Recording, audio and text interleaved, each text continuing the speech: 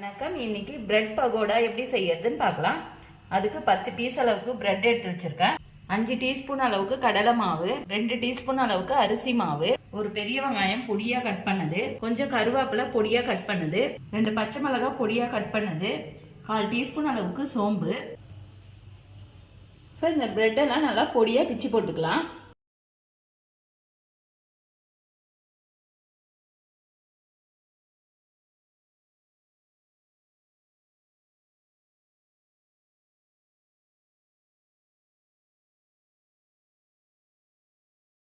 தேவையான அளவுக்கு சால்ட்டு சேர்த்துக்கிறேன்.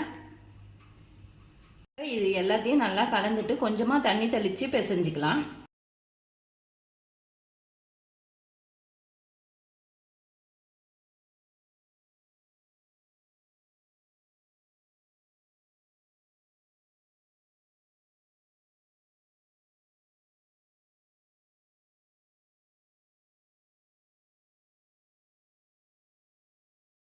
நீங்கள் 10 பீஸ் அளவுக்கு பிரெட் எடுத்தீங்கன்னா 1/4 டம்ளர் தண்ணி சேர்த்து பிசைஞ்சிக்குங்க. அதிகமாக தண்ணி சேர்த்துறாதீங்க.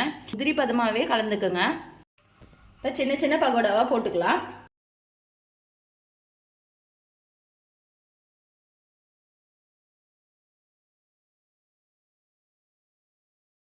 இந்த அளவுக்கு கிறிஸ்பியாக வந்த பிறகு இப்போ எடுத்துடலாம்.